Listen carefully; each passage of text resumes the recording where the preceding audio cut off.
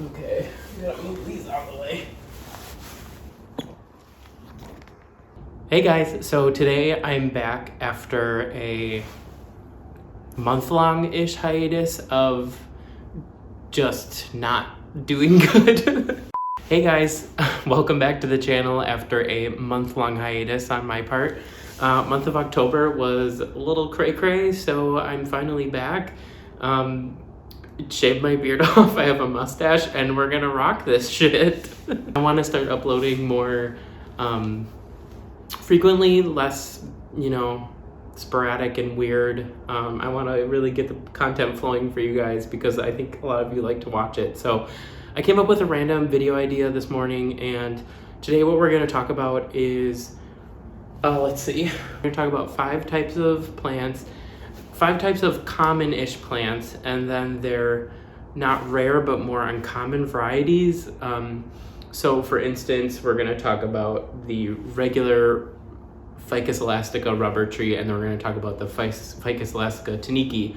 I have noticed that I have a lot of like common variety plants, and then I have their more like uncommon variety sister, kind of thing going on. So yeah, let's just get into it. Let's plant talk.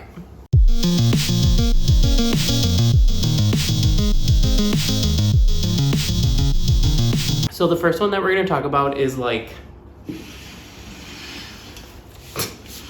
the most common plant that everyone has, a big boy snake plant. I believe this is, I thought it was the black gold variety, but I don't think it is anymore. I'm not sure what this one is. It has a new like big leaf coming in. Look how pretty that is.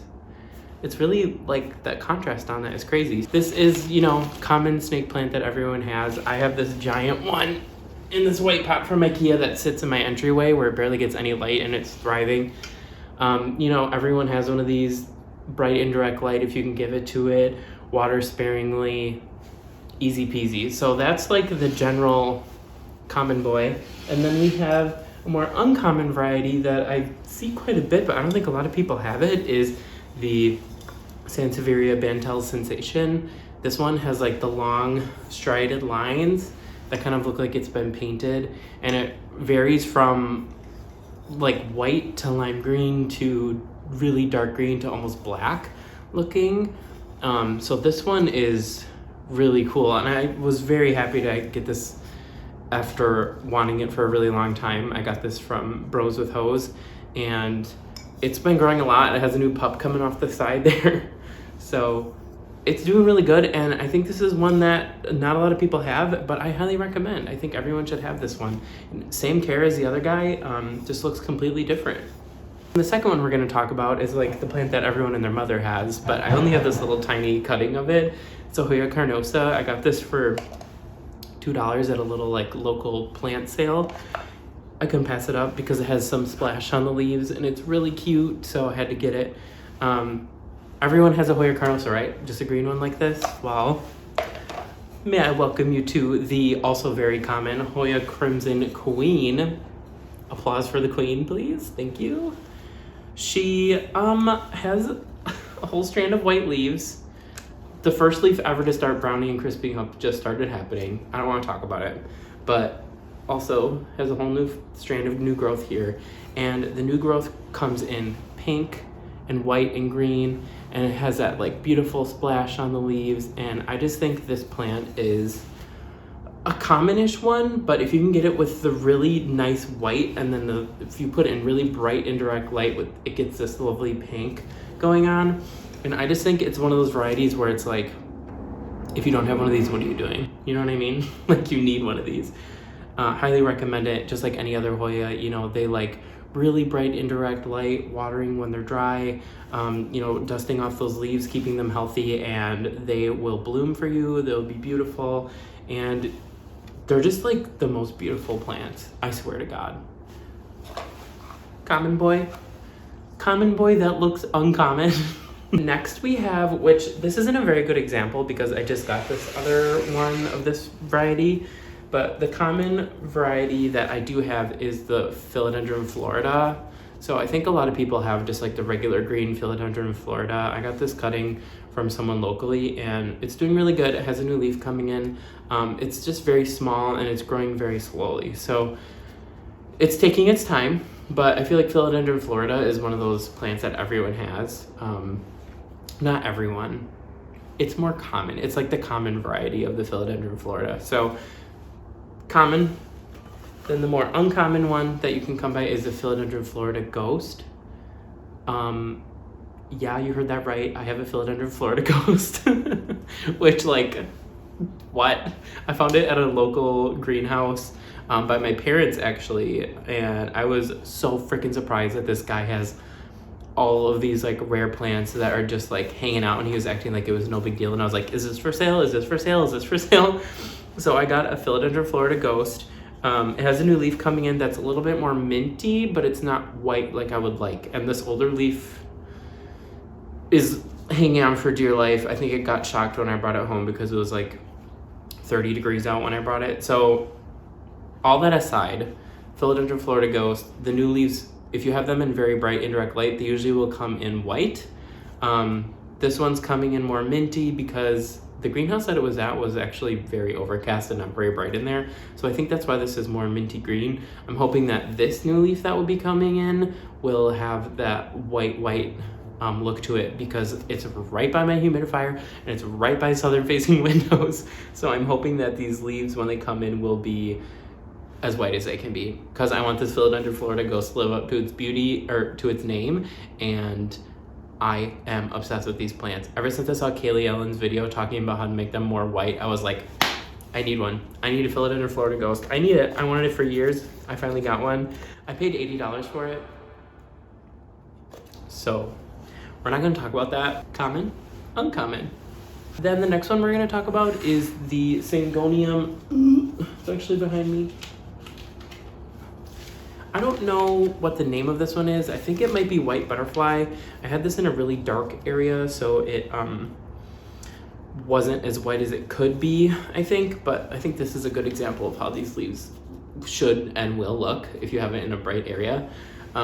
This is a pretty common plant. I feel like you can find these at, like, you know, just like anywhere, like a grocery store, a local place. And that doesn't make it bad, because I love this so much.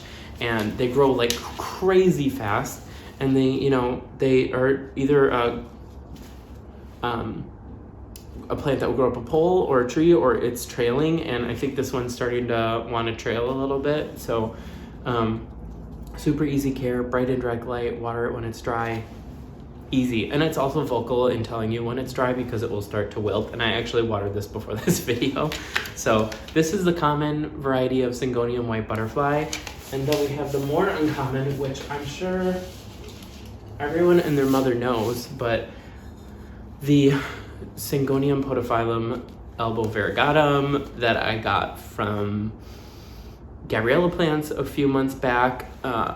These leaves are just like, hello? Who told this plant that it could be so beautiful? And actually, I have a story to tell about this plant. It has the same care as this guy. But I have been like low-key depressed, which, like, if you're alive, hello, you're also low-key depressed. But I was ignoring my plants for a while because I was just so focused on other things and just so distracted that I just was not paying attention to them. This plant almost died. It was wilting to death, and it was like in the sun by accident. Stupid me accidentally put it in the sun. So I watered it the other day, and I had to cut so much off, you guys. This was like pretty full. Like all of this where it's bare right here had leaves on it. I was so sad and upset about it. But I watered it, I took care of it. I've been misting it so it attaches to the pole, and it has a new leaf here and a new leaf here coming in, which looks like it has a lot of variegation on it. So I'm very excited about that. But I'm just so sad that I even let it get this far. Like, please, Logan, pay attention to your plants. Because this is just too good to let die, and I can't believe that I let it get that close. So lesson learned, even if you're sad, pay attention to your plants, okay? Thank you. So that was the uncommon variety and the common variety.